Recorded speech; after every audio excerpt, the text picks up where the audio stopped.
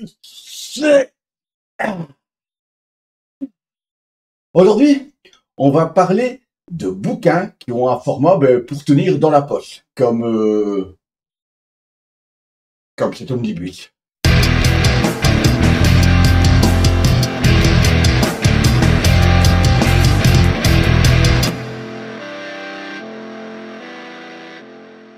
Bonjour à toutes, bonjour à tous, bienvenue dans ce nouveau Read Club.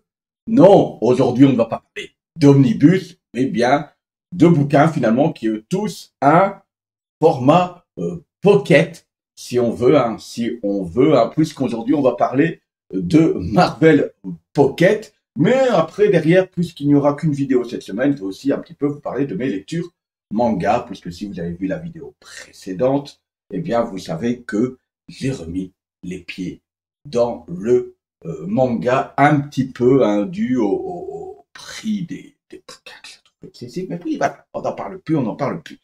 On va commencer directement donc avec Marvel Pocket. C'est ouvrages qui regroupent ici, moi j'ai pris uniquement The Boys, mais il y a d'autres choses, on y reviendra, qui regroupent, vous voyez, 14 épisodes de The Boys pour 9,99 € et qui n'est sûrement pas inspiré d'Urban et du succès d'Urban Nomade. Non, non, non, non, non, qui a dit ça? Franchement, voyons francs. Hein. Donc voilà, Urban Nomade, ça y est, c'est sorti. Donc vous voyez, en termes de volume, là, j'ai un manga, on est clairement au-dessus d'un manga classique. Ici, c'est un manga de chez Glénat. Et on est même un peu au-dessus du format nomade. Hop, vous voyez, j'aligne bien là. Hop, il y a un petit là en plus et un petit centimètre et un petit demi-centimètre sur le côté. Voilà un petit peu. Alors, je n'ai pas encore lu sur The Boys, mais je veux dire, être évident de vous ouvrir un The Boys sans tomber sur quelque chose d'assez particulier. Mais vous voyez, c'est assez.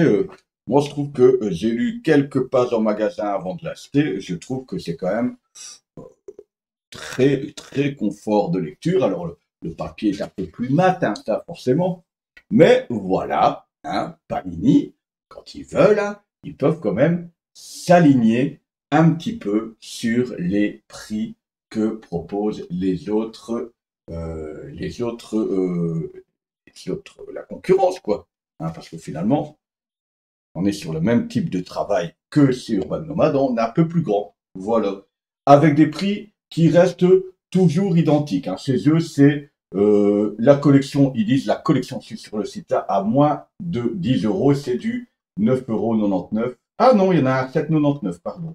Donc on a pour l'instant du 7,99 € et du 9,99 €. Alors, en termes de nombre de pages, je vous l'ai dit, The Boys, ce qui est cool, c'est que c'est déjà indiqué. Ce sera en 7 volumes. Donc, c'est 3 omnibus et demi. On devrait avoir l'équivalent. Il y avait eu 2 omnibus, un à 100 balles, un à 80. On aura le tout en 7 volumes. Donc, vous voyez un petit peu, dire 3 volumes et demi pour un omnibus. Et ça sera un petit peu comme ça pour quasiment tout. J'ai regardé, il y a de l'Ultimate Spider-Man tome 1 et tome 2 qui sont sortis. Il y a aussi sorti de l'Ultimate. Alors, j'ai regardé ici sur l'Ultimate. Comme ça, vous le savez. Sur le premier tome d'Ultimate, on a l'intégralité de la série qui était intitulée Ultimate premier du nom. La deuxième série, c'était The Ultimate 2. Eh bien, c'est ça qui est particulier. J'ai regardé pourquoi Ultimate, je me suis dit, tiens, corrigez-moi si je dis pas de bêtises, mais il y avait Ultimate la première série, Ultimate 2 la deuxième série, il me semble même qu'il y a eu un 3. Et quand on regarde là derrière sur le tome d'Ultimate, marqué 3 volumes. Je me suis dit, oh cool, en fait, on va voir le reste pour ceux qui veulent.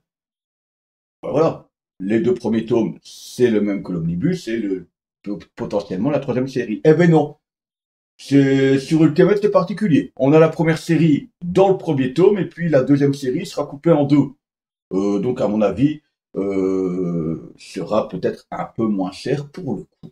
Hein. Mais voilà la particularité, moi j'espérais, non, non, non, Panini va pas, quand même pas nous offrir quelque chose à 10 euros qui serait peut-être pas encore ressorti dans une édition un peu plus de luxe. Ça, vous pouvez rêver. Mais bon, sur Urban, c'est la même chose. Hein. C'est tous les titres qui sont déjà sortis. On n'a rien on n'a rien de neuf au niveau francophone. On a aussi, dans les nouvelles séries, la série Avenger vs X-Men. Là, ce sera en 2 tomes. Et on est sur du 7,99 €. Et enfin, The Boys. Alors, The Boys, c'est particulier parce que, je sais pas si vous voyez sur les réseaux sociaux, je trouve qu'on parle pas de The Boys. Hein, alors, c'est pas l'univers super-héroïque de Marvel. Mais voilà. Par contre, sur le site, on en parle. Donc, voilà un petit peu. Ça a l'air cool. Moi, à mon avis, je vais suivre The Boys comme ça. Et il y a du X-Men aussi qui doit sortir en Marvel Pocket. Euh, alors, lequel encore? X-Men Marvel Pocket. Hop. Collection Marvel Pocket. Ast- Pas c'est pour moi. C'est Astonishing X-Men. Il fallait vraiment, vraiment commettre le maximum de S rien que pour moi. Mais voilà, ça sortira aussi en Pocket. Il me semble, si je dis pas de bêtises, que j'ai au moins vu deux tomes. Donc voilà, par exemple là, ce X-Men, mais du coup, je le prendrais bien comme ça en Pocket parce que ça a l'air assez sympathique et on m'a dit que c'était assez sympathique. Voilà, c'est du bon ouvrage. Alors, je vous avoue, The Boys, j'ai une peur, c'est que ce soit trop cru pour le plaisir d'être trop cru et trop sexuel pour le plaisir d'être trop sexuel. Ça, c'est ma crainte. Mais du coup, l'avantage, c'est ce que j'ai pas voulu mettre dans les 2 omnibus. Je vous rappelle, les 2 omnibus, 180 balles. Là, vous pourriez avoir l'équivalent. Donc, 7 euros, 7 volumes à 9,99. Ça vous fera moins de 70 balles pour avoir l'intégralité de The Boys dans ce volume. C'est fou parce que je feuillette et si j'ai envie de vous montrer quelque chose, je dois vraiment faire gaffe. Allez, un petit dernier coup de The Boys. Je trouve aussi qu'en termes de couverture et de représentation, vous voyez, je trouve ça quand même assez classe. C'est la couverture originale du premier omnibus et voilà. Que des fois sur Urban, c'est pas catastrophique, mais c'était pas tout le temps, notamment sur les Batman, des super belles couvertures. Mais voilà, cool, cool, cool, on va pouvoir enfin lire à nouveau du comics à petit prix. Et d'ailleurs, je pense que ça devient tout doucement, hein, je vous l'ai dit. J'ai été commandé beaucoup de choses, ça ne veut pas dire que je les rachèterai à un moment donné, mais j'ai ralenti. Voilà un petit peu ce qu'on peut dire sur nos Marvel Pocket. Alors c'est drôle aussi, hein. Max Faraday, c'est pas de moi, c'est de Max Faraday, mais il a raison. Hein, quand on voit ça et ça, hein, qu'il y a dans la poche, il faut quand même des grandes poches, hein, dont ma petite fête avec l'omnibus. Mais voilà, ça tient dans un sac facilement quand on part en vacances, et même de temps en temps, je me dis, moi, quand je dois des fois attendre les enfants qui terminent l'école ou je vais chercher ma femme au travail et qu'elle tarde un petit peu, bah, c'est toujours plus pratique de prendre ça que de prendre des, des choses comme ça, même en de luxe. Ça devient un peu plus facile. Moi, quand les enfants sont à l'entraînement de foot, surtout ma fille, je ne peux pas assister à l'entraînement pour pas les déconcentrer à cet âge-là. Ils sont tout petits. Ben, ça me permet de prendre un petit bouquin pour lire tranquillement pendant ce temps-là. Ensuite, manga, oui, on va parler de manga sur cette chaîne. Et on s'en fout, ça s'appelle Read Club. Ah, j'ai pas mis comics de quelque chose, moi. J'ai mis Read Club, du coup, je peux parler de manga. Et de toute façon, je me moque de, euh, de, de, de, de l'algorithme YouTube. Il n'y a qu'à se retrouver dedans. C'est tout. C'est tout. Sakamoto D, je vous en avais déjà parlé. Hein. Donc, j'ai lu l'intégralité de ce premier tome. J'ai les 2 autres qui m'attendent. Donc c'était l'histoire de Sakamoto qui est là, qui était un des meilleurs tueurs à gages. Vous voyez, il a bien changé, notre Sakamoto. Hein, on le voit là. Et donc il a rencontré la femme de sa vie, qui lui a dit tuer c'est mal, du coup il a arrêté de tuer, il tient une petite épicerie, et puis on a notre ami ici euh, qui Shin, Shin qui est là, qui vient quitter un peu son assistant, son bras droit, qui revient le chercher en disant hey, tu as quitté le milieu, on quitte pas le milieu comme ça, tout le monde va vouloir ta peau, va vouloir se venger. Donc voilà un petit peu le pitch de ça, et donc on a ce côté quand même un peu rondouillard du personnage qui est qui est assez mignon, assez drôle. C'est vraiment très fun. Et puis on a toujours apparemment des assassins qui arrivent avec des visions, allez, un look de tueur toujours particulier. Là, par exemple, on a un copycat, on a aussi des gars qui sont complètement fous. Et on a quand même si on peut bien trouver un look, les premiers noms en introduction. Mais, euh, mais voilà, vous voyez, ces tueurs qui ont tout le temps, un peu comme dans les jeux vidéo, ben, vous voyez, si on a deux frères qui ont un look assez cool, il y a des moments quand même très badass, ce qui est vraiment très cool. Euh, donc on a ce, ce côté encore plus profond, hein, si je pense à Nicky Larson qui était un gars qui faisait le foufou, un peu pervers, et puis quand il s'imitait, il était badass, on a ce côté-là. Vous voyez ce que je veux dire? Et des grands moments d'humour, parce que la particularité de Shin, c'est qu'il sait lire dans les esprits un peu comme une radio.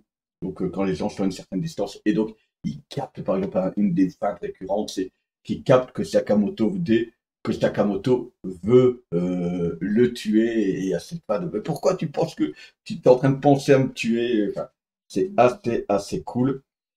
C'est très dynamique, et ce qui est cool, c'est que ça avance vite. On a des informations importantes, intéressantes, très rapidement. Deuxième manga dont j'ai eu le premier tome et les deux autres m'attendent aussi, est Kaiju numéro 8.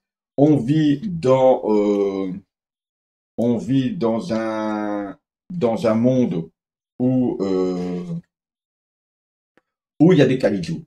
Et donc, il y a des équipes qui sont là pour déglinguer les kaijus quand ils sont tués, hein. C'est une menace, mais c'est pas un truc. On n'est pas dans Godzilla où ils savent pas comment les battre. Ils savent. Ils ont des techniques, ils ont des armes, ils ont des armées qui sont formées à ça.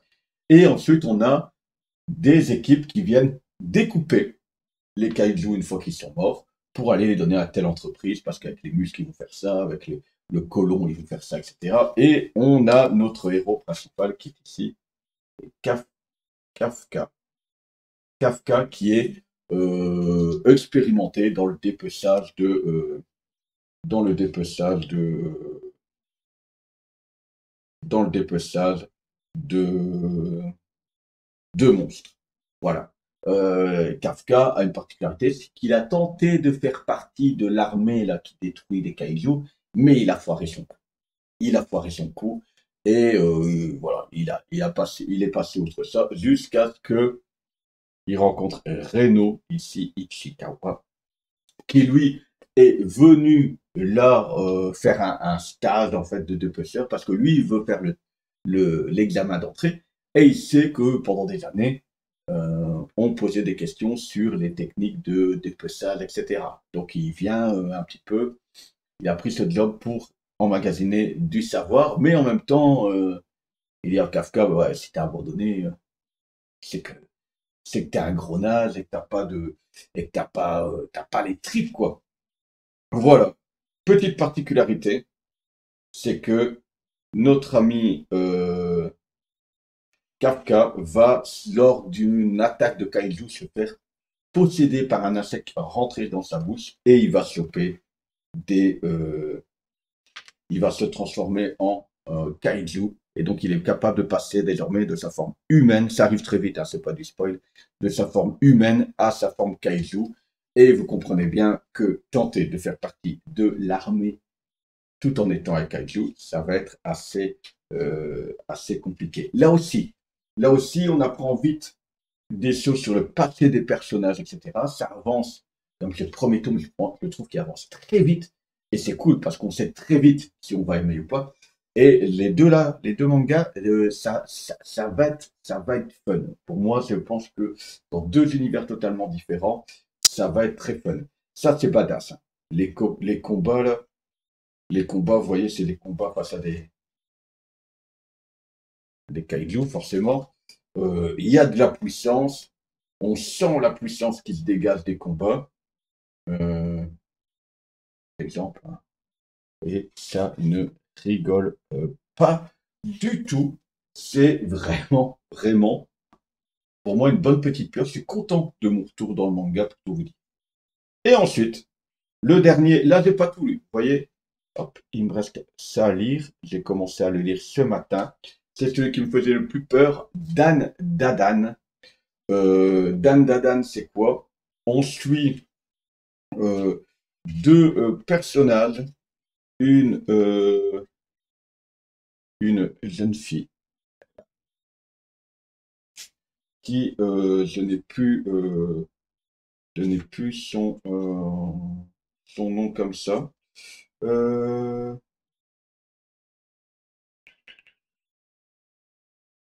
mais c'est drôle, on a pu. C'est vrai que son nom n'est pas passé. Momo Ayase. Voilà, la jeune fille qui est là en couverture. Momo Ayase, elle a une particularité. Alors, on va suivre Momo Ayase et Ken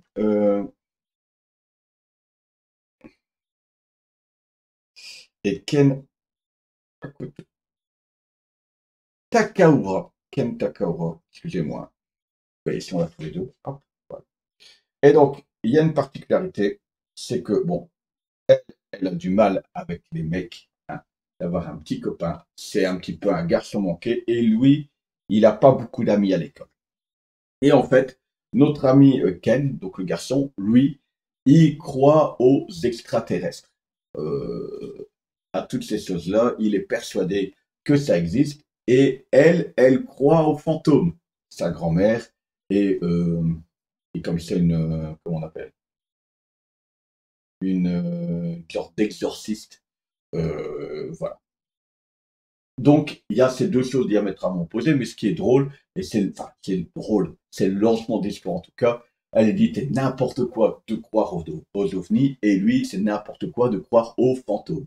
Et donc, il se lance à Paris. Eh bien, écoute, on va envoyer la petite nénette dans un bâtiment qui est réputé sur le fait que les gens qui rentrent sont enlevés par des extraterrestres, et elle l'envoie dans un tunnel où on sait qu'il y a un fantôme et même un genre de démon qui peut posséder les gens, un fantôme qui peut posséder les gens, qui sont en communication chacun avec leur téléphone, et c'est là que ça va démarrer, hein. On est bien compte, lui va rencontrer un fantôme, elle va être enlevée par les extraterrestres. La seule chose qui me perturbe là-dedans, c'est que je trouve que ça, et j'espère que ça va changer, que c'est potentiellement, non, là sûrement sur ce que j'ai lu, des fois un peu trop sexuel pour le plaisir d'être sexuel. Je vous explique bêtement, elle est enlevée par des extraterrestres qui veulent tenter de se reproduire parce que ils ont un système de clonage. Mais le problème, c'est qu'ils appauvrissent leur lignée et donc ils veulent d'abord clairement la violer, hein. Il y a violer, regardez, on la retrouve comme ça attachée, hein. Voilà. Euh, C'est même, moi je trouve même ça plutôt glauque, hein, vous voyez, hop, hein, voilà. Euh, voilà un petit peu le délire.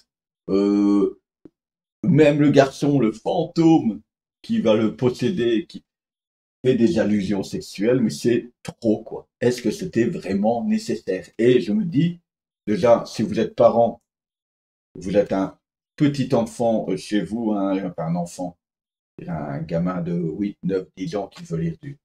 Faites gaffe. Faites gaffe parce que parce que voilà, c'est c'est c'est quand même au moins sur les premiers très sexuel et inutilement. Et d'ailleurs, je me dis quoi? Comment ça se fait que les organismes de censure n'ont pas été mettre un petit casseron là ou quoi? Voilà. Là, je n'ai que le deuxième tome pour l'instant. En dehors de ce côté sexuel, l'idée de prendre ces deux personnages qui sont diamétralement opposés sur les univers, ça peut sûrement donner quelque chose de très cool sur la longueur, je pense sincèrement. C'est bien coloré, les personnages sont sympas, le look euh, des différents petits méchants, hein, parce que là, pour moi, on sait qu'à un moment donné, il y aura sûrement une grande menace, mais là, le petit méchant d'introduction, encore des choses assez sympas dans leur design. Ça va vite, c'est efficace. Sur un premier tome, encore une fois, on sait beaucoup de choses. Donc oui, c'est oui, mais j'espère celui-là qui va faire descendre sa libido. Hein, parce que sinon, ça va être assez lourd euh, dans toute cette histoire-là. J'espère sincèrement. Après, voilà. Donc, vous savez quoi, hein, aujourd'hui, donc, allez voir ces Marvel Pocket. Ça a l'air assez cool, surtout s'il vous manque certaines choses. Hein. Le format de lecture est assez sympathique, mais quand on est capable de lire du manga, on est capable de lire quand même du comics sur des pages un peu moins, plus petites pour moins cher. Et donc voilà, trois mangas dont le premier tome sont très prometteurs. J'espère que ça continuera comme ça. Sakamoto D, j'ai oublié de le dire, mais c'est Yuto Suzuki de Yuto Suzuki. On a Kaiju numéro 8 de Naoya Matsumoto. Pour l'instant, les deux, il y a quasiment tous, ils sont à 11, 12, 13 volumes déjà. Et Dan Dan de Yukinobu Tatsu. Et franchement, je suis content d'être revenu un petit peu dans le manga, en de fraîcheur, etc., etc. Si vous êtes ici pour la première fois, ici c'est le Read Club. Normalement, on parle beaucoup comics. On parle un peu de franco-belge et apparemment, ça fait un petit peu plus de manga. N'hésitez pas à vous abonner. Vous êtes le bienvenu. Merci à tous ceux qui partagent, à tous ceux qui partagent, non, à tous ceux qui partagent, à tous ceux qui laissent un petit cœur, un petit like, un petit pouce, ce que vous voulez. Merci à ceux qui sont encore là jusqu'à la fin. Le watch time, c'est important. Et on se dit à tout bientôt pour un prochain Read Club. Ciao, ciao.